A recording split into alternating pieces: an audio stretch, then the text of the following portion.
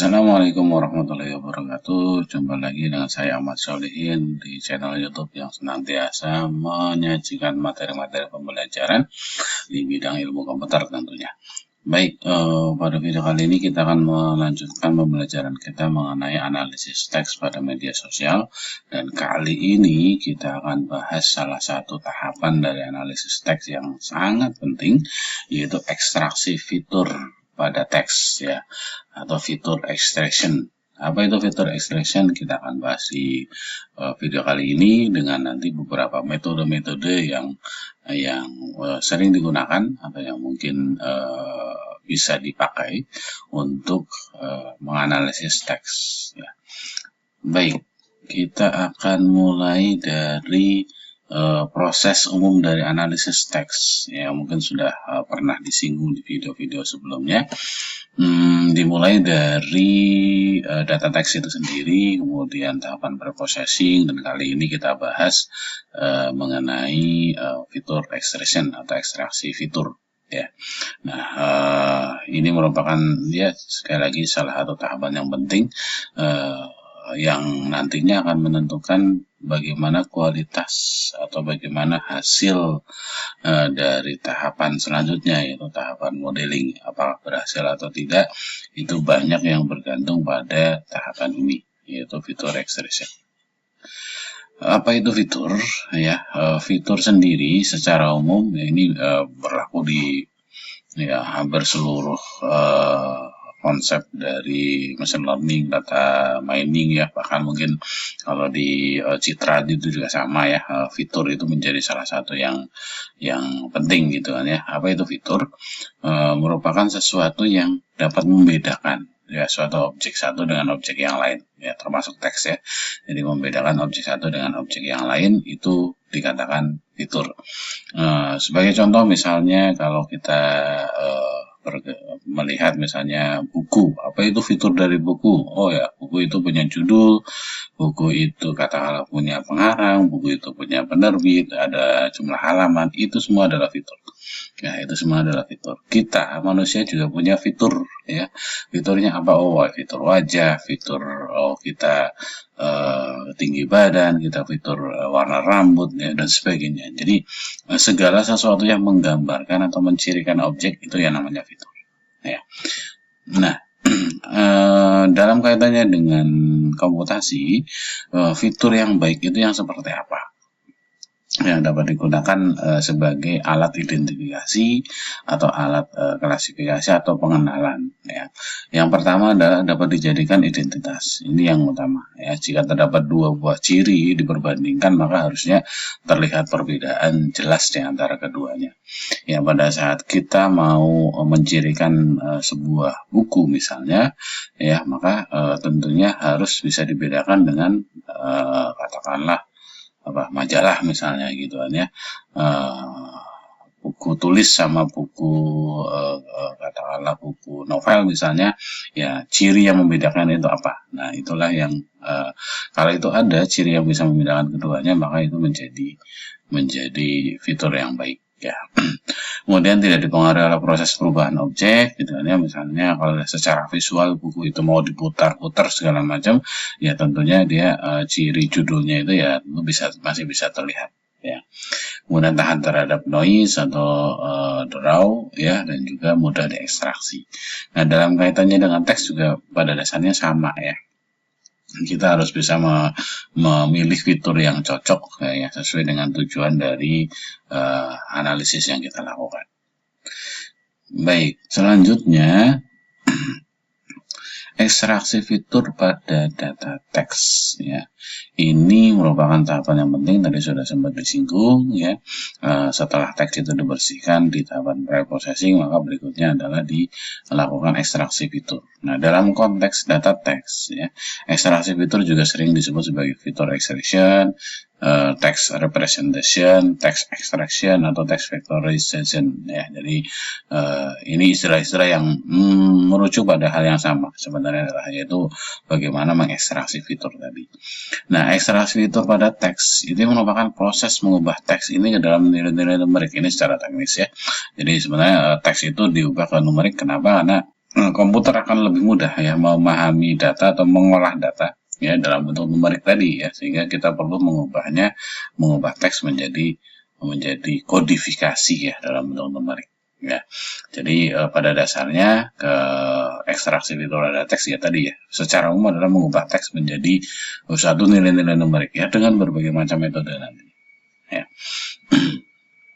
Nah, kita pahami dulu terminologi dari data teks ya atau teks terminologi. Ya, dan ini akan sangat kental sekali nanti dalam kaitannya dengan ekstraksi fitur. Ya. Yang pertama adalah ada istilah namanya token. Ya. Yang kedua adalah istilah namanya sentence, ada paragraf, ada dokumen, dan ada korpus.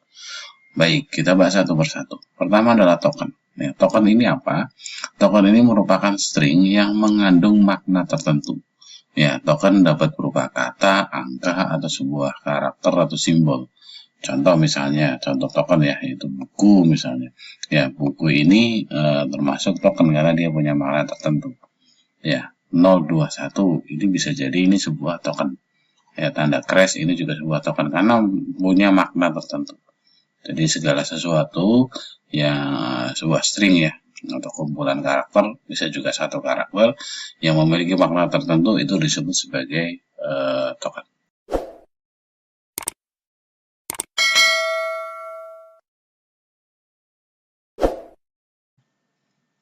Selanjutnya adalah kalimat atau sentence ya, merupakan sekumpulan token. Jadi kumpulan-kumpulan dari token itu digabungkan menjadi kalimat ya yang memiliki makna yang utuh, makna tertentu lah gitu ya. Misalnya contoh kalimat saya suka baca buku ya, tokennya sebenarnya adalah saya suka baca buku. Jadi ada 4 token di situ ya. Kalimat dalam satu kalimat itu punya makna tersendiri. Setiap kata atau setiap token itu juga punya makna sendiri. Jadi pada dasarnya sentence ini adalah kumpulan dari token. Kemudian yang ketiga adalah paragraf. Paragraf ini merupakan kumpulan dari kalimat atau sentence ya tentu ya, atau frasa. Dengan kata lain, kalimat merupakan token dari sebuah paragraf. Jadi kumpulan dari sebuah beberapa sentence atau kalimat membentuk paragraf. Ya. Yang selanjutnya adalah dokumen. Dokumen ini terdiri dari sebuah kalimat, paragraf, atau kumpulan dari paragraf. Sebuah pesan email atau status di Facebook merupakan contoh dari sebuah dokumen ya. Jadi dokumen di sini nih jangan dibayangkan hanya berupa atau terbatas pada berupa file ya, tidak. Ya, ini pokoknya segala sesuatu yang merupakan kumpulan dari kalimat, paragraf atau kumpulan dari paragraf itu bisa dikatakan sebagai sebuah dokumen. Jadi satu buah tweet ya itu juga merupakan dokumen. Ya, itu satu buah tweet sebuah dokumen. Sebuah komentar misalnya di YouTube itu juga dokumen. Ya, jadi dalam hal ini memang dokumen ini tidak identik dengan sebuah file ya, tapi dia identik dengan satu buah sekumpulan ya kata, kalimat ya, paragraf yang memang memiliki identitas atau mungkin merupakan objek tertentu ya. Selanjutnya terakhir adalah korpus ya. Korpus ya. Korpus itu merupakan koleksi kata atau teks ya dari seluruh dokumen. Jadi kumpulan dari dokumen yang ada di dalam dataset itu namanya korpus.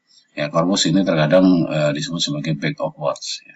Contoh korpus misalnya kumpulan pesan email yang terkirim ke seseorang. Jadi sekumpulan dokumen tadi, misalnya kalau sekumpulan tweet yang dikumpulkan ada 100 tweet, 1000 tweet dan sebagainya. Nah, kemudian kata-katanya itu dikumpulkan ke tokennya itu dikumpulkan, maka itu disebut sebagai korpus ya atau bag of words ya. Oke, baik, ini istilah-istilah atau terminologi dari analisis teks ya atau text extraction ya yang nantinya mungkin akan muncul kembali di istilah-istilah yang kita akan bahas. Baik. Satu lagi ada namanya vocabulary sebenarnya. Vocabulary ini adalah kumpulan kata unik dari sebuah korpus. Kalau korpus ini bisa jadi tidak unik ya. Jadi ada kata yang berulang yang ditulis ya. berulang gitu ya. Tapi kalau dalam vocabulary ini merupakan kata unik, ya. Jadi sifatnya unik ya, jadi tidak berulang. Baik, kita lanjutkan. Nah, sekarang metode ekstraksi fitur pada data teks. Ada banyak metode sebenarnya, tapi kita akan tampilkan beberapa metode dari ekstraksi fitur yang mungkin banyak dipakai. Yang pertama adalah one hot encoding. Ya, ini satu metode ekstraksi fitur yang saya kira cukup sederhana sekali. Ya. Kemudian ada back of words atau BOW, ada ngram, ada TF-IDF, ya. Ini paling banyak dipakai ya biasanya. Orang suka nih menggunakan TF-IDF. Ada custom features atau fitur-fitur yang mungkin lain-lain lah, fitur yang diciptakan sendiri, dan juga ada word to fact atau word embedding, ya. Oke, kita akan bahas satu persatu ya. Yang pertama adalah one hot encoding. Ya, misalnya kita punya 3 dokumen. Ya. Ingat sekali lagi tadi dokumen itu ya berupa objek teks ya, misalnya tweet atau mungkin kalimat atau komentar dan sebagainya, itu namanya dokumen ya. Nah, dokumen 1 misalnya saya suka makan nasi goreng. Dokumen 2 mie goreng suka dijual malam hari. Ya. Yang ketiga hari ini saya makan roti misalnya. Nah, ini ada 3 dokumen. Nah, dari sini one hot encodingnya bagaimana ya. Oke, pertama korpusnya dulu. Korpusnya ya kumpulan seluruh kata ya, seluruh kata dalam satu dikumpulkan menjadi satu dari seluruh dokumen, itu namanya korpus ya. Nah, sehingga ini saya suka makan nasi goreng digabungkan dengan mie goreng suka makan malam hari dan seterusnya, ini namanya korpus. Kemudian vocabulary ya, vocabulary itu adalah versi unik ya, kata yang unik dari korpus. Jadi korpus ini yang berulang, misalnya saya suka makan nasi goreng, mie gorengnya hilang gitu kan ya. Kemudian suka kan sudah muncul, hilang ya. Dijualnya masih muncul, malam ini belum ada, hari 2 kali ini muncul, kita hapus. Saya juga pernah muncul, makan juga pernah muncul, dihapus dan seterusnya. Ya, jadi vocabulary-nya adalah saya suka makan nasi goreng, mie dijual malam, hari ini roti. Ya, ini namanya vocabulary. Baik. Nah, sekarang panjang atau jumlah vocabulary-nya adalah 11. Jadi ini kalau kita hitung jumlah katanya lah gitu, itu ada 11. Oke, lanjut. Sekarang bagaimana one hot encoding itu? One hot encoding itu kita bisa cek dari masing-masing dokumen. Jadi kayak bikin matriks ya. Kita bikin matriks, ke sebelah kanannya adalah vocabulary. Jadi ini saya kodifikasi ya, 0, 1, 2, 3. Ini 0, ini 1, 2, 3 dan seterusnya. Ini kalau mau masukin ke tabel di sini semua sih bisa ya, nggak masalah. Kemudian untuk dokumen 1 ya, saya suka makan nasi goreng, maka kalau ada yang sama maka kita tulis dengan angka 1. Jadi saya di bagian 0 ini di vocabulary yang ke 0 ya, itu ada yaitu 1. Suka ada 1 dan seterusnya ya. Jadi saya suka makan nasi goreng ya. Ini berarti ada di 0, 1, 2, 3, 4 dikasih. Saya suka makan nasi goreng. Ya, baik. Sekarang contoh dokumen 3. Ya, dokumen 3 misalnya di sini hari ini saya makan roti. Oke, hari itu ada di teks ke-8. Saya suka makan nasi 1, 2, 3, 4, 5, 6, 7, 8. Ya, 9 ya. Di kata ke-9 tapi di sini kan indeksnya dari 0 ya, berarti 8. Ini jadinya yang ke-1 di sini. Ya. Kemudian yang 9-nya ini ya. Ini berarti ke-9 ini. Ya, kemudian saya itu depan di sini dan seterusnya. Ya. Nah, bisa dibayangkan kalau misalnya dokumen itu terdiri dari kata yang cukup banyak atau cukup besar. Ya, tentunya matriks ini menjadi sangat besar ya, baik secara karena vocabulary-nya kan banyak. ya, akan menjadi sangat besar. Kemudian di row-nya atau barisnya juga akan menjadi sangat banyak. Ya, dan ini merupakan salah satu kelemahan dari one hot encoding, ya, yaitu nanti ukuran matriksnya akan menjadi tidak standar atau menjadi sangat besar. Ya, jadi itu salah satu kekurangannya. Kelebihannya sih ya sederhana tadi ya, karena tinggal menghitung saja dan menyusun vocabulary dan juga membuat matriks tadi kan itu tidak terlalu susah secara prosesnya. Ya, ya tadi ya kekurangannya salah satunya adalah menyebabkan persebaran data atau sparsity. Jadi matriksnya bisa jadi sangat besar ya. Dan nantinya ukuran setiap dokumen bisa jadi beda-beda. Ya, karena ke bawahnya itu kan tergantung dari jumlah kata dari setiap dokumen. Nah, ini menjadi masalah nanti kalau dalam beberapa metode machine learning itu tidak dapat diterapkan karena memang banyak yang meminta fitur itu punya ukuran yang sama, ya, punya dimensi yang sama. Ya, karena kalau tidak nanti tidak bisa diperbandingkan. Ya, dan seterusnya. Misalnya di sini ada juga permasalahan namanya OOV, out of vocabulary. Jadi kalau vocabulary sudah dibentuk, ternyata pada saat kita melakukan implementasi diprediksi katanya ada yang baru, ya, maka ya kata tersebut belum ada di vocabulary, itu akan menjadi masalah. Jadi harus ditambahkan dulu. Ya, kemudian tidak dapat menangkap makna secara semantik karena hanya katanya itu saja dihitung ya, kayak semacam statistik atau jumlah dari kata. Maka tidak bisa menangkap makna semantik dari kata. Baik, itu kelebihan dan kekurangan. Selanjutnya ciri yang kedua, fitur yang kedua adalah back of words. Nah, ini salah satu metode ekstraksi fitur yang banyak digunakan ya, terutama dalam text mining. Jadi back of word ini menggambarkan jumlah kemunculan suatu kata. Kalau tadi kan ada atau tidak ada, kalau yang ini jumlahnya.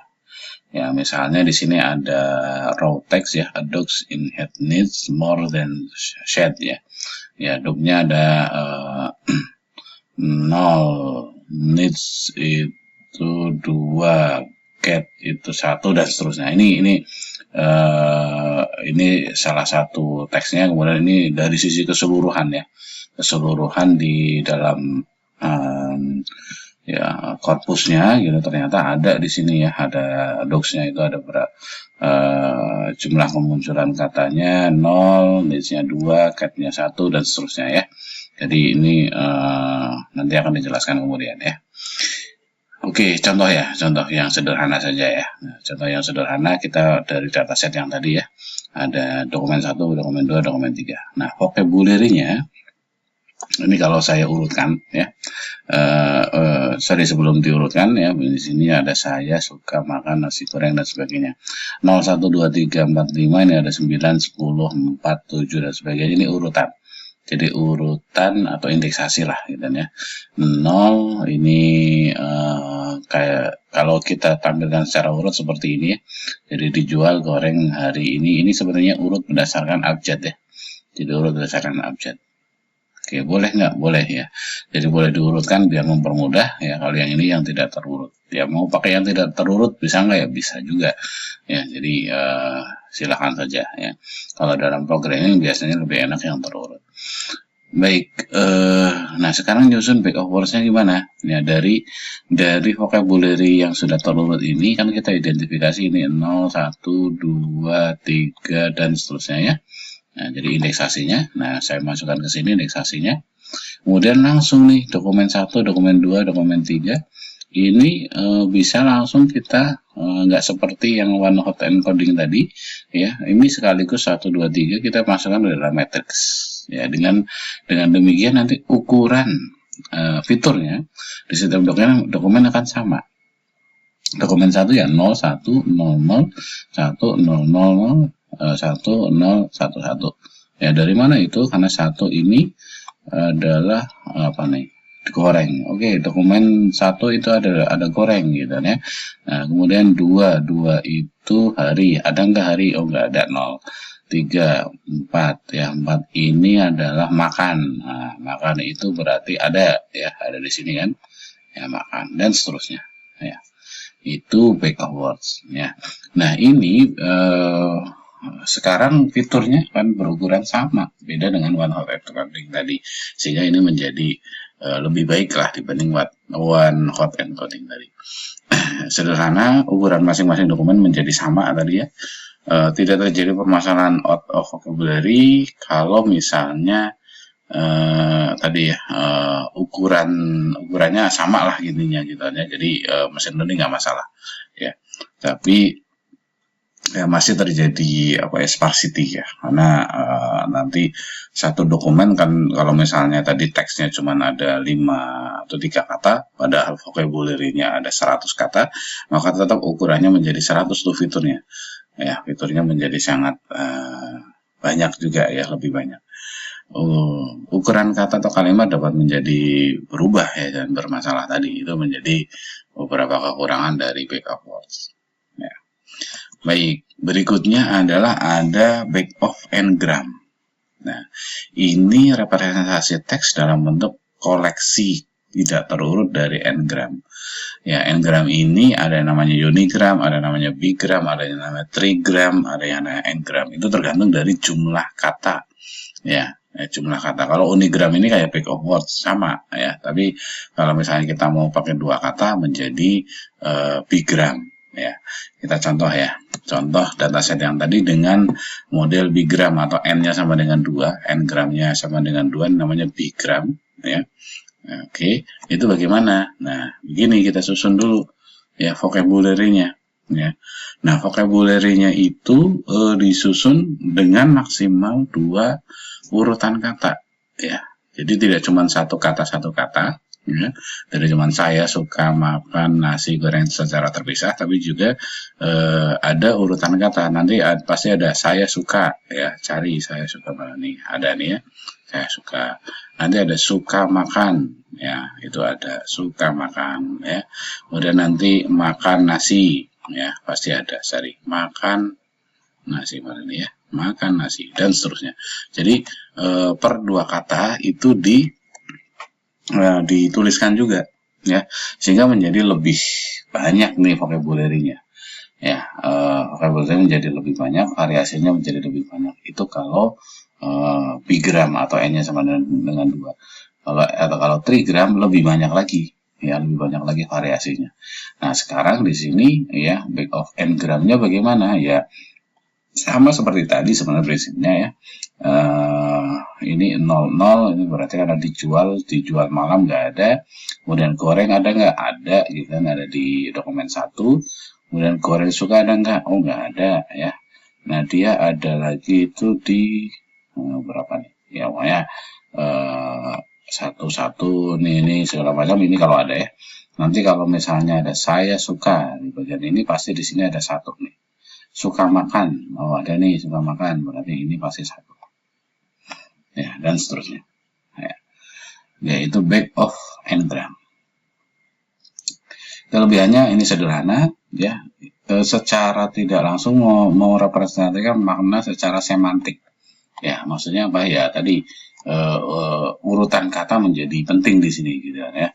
Nah, tentunya kekurangannya tadi sudah disinggung ya, menjadi sangat lambat ya. Kalau misalnya n-nya itu semakin besar ya, variasi datanya semakin banyak, akan menjadi prosesnya akan menjadi lambat ya. Itu kelebihan dan kekurangan dari n-gram.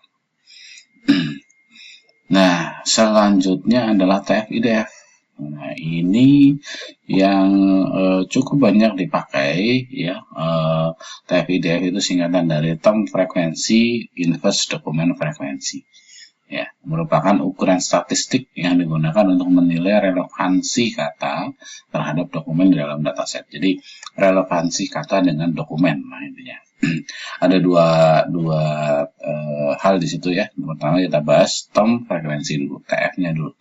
Ya, ini secara mudahnya adalah seberapa banyak suatu kata ya muncul dibandingkan dengan jumlah kata di dalam dokumen.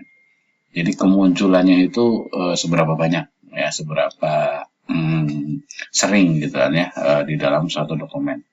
Ya, sehingga rumusnya adalah untuk TF ini ya, jumlah kemunculan suatu kata pada dokumen ini berapa, jumlah kata pada dokumen itu berapa. Ya, itu diperbandingkan, itu menjadi nilai TF.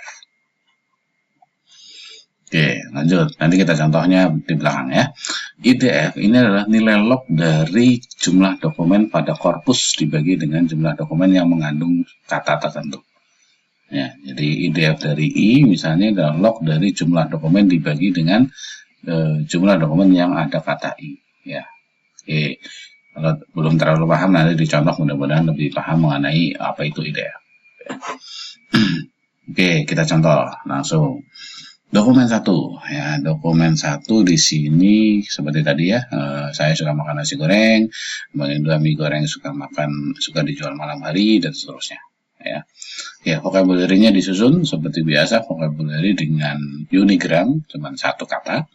Ya, selanjutnya tab IDF itu jadinya seperti ini ya. Jadi secara fitur akan menjadi lebih sedikit sih.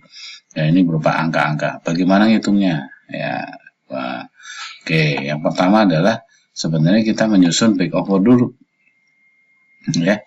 Frekuensi kata di dokumen atau back of words. Ya, ini biar lebih mudah saya tidak pakai kodifikasi lagi. Dijual goreng hari ini, makan malam mie dan seterusnya. Ini adalah vocabulary. Saya kopikan ke sini ya. Kemudian dokumen 1 ini 0, 1 ini sama seperti back of words yang tadi model tadi di awal. Ya, di yang kedua tadi ya. Nah, ini disusun dulu, kemudian langkah selanjutnya adalah menyusun namanya tone frekuensi ya. Nah, ini ada 1/5. Dari mana 1/5? Dokumen 1 itu ada 5 kata ya. 1, 2, 3, 4, 5. Nah, kemunculan goreng itu sekali ya, 1 ya, berarti 1/5 dia muncul di dalam dokumen itu 1/5-nya. Yang lain juga sama. Mungkin nanti kalau dokumen ini ada kata yang berulang, saya suka makan nasi goreng tapi tidak suka. Nah, ada suka lagi di situ, maka nanti dia bisa jadi suka itu 2/sekian. Nah, ya, jadi ini kebetulan satu semua nih. Ya, karena sifatnya unik semua nih di setiap kata atau di setiap dokumen itu katanya nggak ada yang berulang. Oke, disusun statistiknya seperti ini. Ini namanya tone frekuensi. Oke, clear mudah-mudahan. Lanjut, langkah ketiga adalah menghitung frekuensi kata untuk seluruh dokumen. Kalau tadi satu dokumen, sekarang seluruh dokumen. Oke, tadi dari back of word tadi ya, sekarang ke bawah nih. Ya, kalau tadi ke samping, sekarang ke bawah. Ya, yang tadi nanti akan digunakan lagi ini IDF-nya dulu. Ya, IDF-nya dulu ini ke bawah. Ya, oh dijual ini dari seluruh dokumen ini ada 1. Ya, sehingga dataannya adalah 1. Goreng, ya goreng itu dari 3 dokumen ini ada di 2 dokumen kan. Ya, berarti dia munculnya 2 kali. Ya, ini ditambah jadinya total adalah 2 dan seterusnya. Nanti kalau misalnya dokumennya banyak, tentunya di sini akan menjadi bisa jadi banyak yang berulang. Ya, itu namanya IDF, dokumen frekuensi. Nah, berikutnya dihitung lognya, biar jadi I-nya ya, inverse dokumen frekuensi, lalu dihitung lognya. Lognya itu dihitung dengan cara apa? N ya dibagi dengan NT. NT-nya adalah ini. Sedangkan N-nya itu adalah jumlah dokumennya. Jadi 3 ya, 3/1. Ya, N itu adalah jumlah dokumen. Oke. Ya, jadi jumlah dokumennya ada 3, berarti di sini 3/1. Yang ini adalah 3/2. Yang ini adalah log dari 3/2. Ini log dari 3/1 dan seterusnya. Ya. Jadi dilogkan ya, dilogkan dengan antara jumlah dokumen dengan dibagi dengan jumlah kata kemunculan kata tadi. Oke, mudah-mudahan clear. Nah, kemudian itu hasil lognya ini dikalikan dengan TF-nya tadi. Ya, TF yang awal tadi yang kemunculan kata di dalam satu dokumen itu dikalikan dengan ini ya. Setiap dokumen. Ini yang 0 ya dikalikan dengan ini hasilnya pasti 0 ya. 1/6 dikalikan dengan ini nanti suatu angka atau suatu bilangan ya dan seterusnya. Ya, ini setiap ini dikalikan nanti. Ya, ada setiap ini dikalikan dengan ini, 1/6 dikalikan dengan ini, dan seterusnya. Hasilnya kurang lebih seperti ini. Nah, inilah yang namanya TF IDF. Ya, berupa angka yang, nah sekarang ada beberapa angka yang memiliki nilai yang besar. Nah, ini berarti masih suka di dokumen ini menjadi kata yang dominan atau yang penting ya di dokumen 1. Ya, di dokumen 2 0,08. Nah, ini yang paling besar, ini menjadi kata yang penting dan seterusnya. Ya. Nah, sehingga ini rangkumannya ini TF IDF itu ya tadi ya perkalian antara TF dan IDF. Ya, mudahnya begitu ya. TF-nya adalah tone frekuensi, IDF itu adalah log ya dari inverse dokumen frekuensi ya. Oke, mudah-mudahan bisa dipahami ya bagaimana cara menghitung secara sederhana dari TF IDF. Oke, lanjut ya. Kelebihannya ini digunakan biasanya dalam pencarian atau information retrieval. Untuk similarity itu juga kadang dipakai ya TF IDF ini, dan juga mungkin banyak keperluan dari text mining yang lainnya. Kekurangannya relatif lama untuk data yang besar karena perhitungannya kan tadi cukup beberapa langkah ya. Nah, itu menjadi salah satu kekurangan. Tapi memang rata-rata proses ekstraksi fitur itu pasti lambat. Ya, nah tapi setelah diekstraksi kita simpan, ya, berikutnya kan tahapan berikutnya akan membaca fitur tadi ya, dan harusnya bisa lebih cepat ya. Oke, yang fitur selanjutnya adalah word embedding. Ya, word embedding ini dari Wikipedia, saya kutip. Dalam natural language processing, word embedding ini merupakan representasi dari kata ya untuk teks analisis yang direpresentasikan dalam bentuk vektor. Ya, nanti hasilnya adalah ada vektor space gitu ya. Kedekatan kata antara satu dengan yang lain lah, namanya begitu. Nah, ada word embedding yang berbasis pada frekuensi ya, tadi sebenarnya BOW, TF IDF ya. Itu word embedding tapi yang berbasis pada frekuensi. Nah, ada yang berbasis pada prediksi ya, makna semantik itu nama salah satu metodenya word to fact. Ya, word to fact. Nah, ini ilustrasinya. Jadi kayak misalnya antara cat sama kitten ini berdekatan, lebih dekat dibanding dengan dog ya, dan jauh juga dengan house ya. Nah, ini ada perhitungannya sih sebenarnya, ada perhitungannya, ini namanya word embedding. Jadi tingkat kedekatan kata satu dengan kata yang lain ya. Mungkin kapan-kapan kita bisa bahas lebih lanjut ya, tapi ilustrasinya kurang lebih seperti itu. Nah, word to fact ini dapat menangkap makna semantik karena tadi ya keterkaitan antar kata itu direpresentasikan ya. Misalnya kata senang dengan bahagia memiliki makna yang kurang lebih sama karena dia dekat ya. Semakin jauh maka itu menjadi tidak secara semantik maknanya menjadi berbeda ya. Nah, word to fact ini dapat menghasilkan fitur dengan dimensi vektor yang relatif rendah, hanya sekitar 200 sampai 300 secara dimensinya ya. Nah, berbeda dengan tadi TF IDF, kemudian back of word dan sebagainya, itu bisa jadi lebih besar dari itu kalau vocabulary-nya banyak. Oke, word to fact ini menghasilkan sebuah vector dense atau non-zero, jadi nggak ada yang kosong. Biasanya dipakai untuk pembelajaran deep learning, ya, misalnya untuk pre-train atau self-train model dan sebagainya. Ya, jadi word to fact banyak dipakai untuk deep learning. Nah, arsitektur dari word to fact itu ada dua, ada namanya SIBO, Continuous Back of Word, ya, yang memprediksi kata sekarang yang nanti hasilnya adalah jadi kayak ini hubungan kata ya, ini nanti digabungkan dengan satu arsitektur lagi namanya skipgram ya, yang ini nanti memetakan memetakan satu kata menjadi outputnya apa ya, jadi kedekatannya bagaimana ya. Jadi basis dari word to fact ini sebenarnya neural network ya, artificial neural network yang nanti ada input, ada hidden layer-nya, dan juga nanti ada output layer-nya. Oke, itu gambaran dari word to fact ya. Nah, selain itu sebenarnya kita bisa mendefinisikan fitur-fitur sendiri ya sesuai dengan kebutuhan. Ya, contoh misalnya, jumlah kata dalam dokumen, jumlah kata negatif di dalam dokumen, rasio kata positif dan negatif, ya frekuensi kata, jumlah kalimat, jumlah karakter dan sebagainya. Ini kalau memang diperlukan kita bisa tambahkan fitur-fitur ini. Ya, sesuai dengan kebutuhan atau tujuan dari text mining itu sendiri. Oke, saya kira itu ini ada beberapa referensi yang teman-teman bisa baca. Ya, terima kasih. Mudah-mudahan bermanfaat. Sampai ketemu lagi di video selanjutnya. Assalamualaikum warahmatullahi wabarakatuh.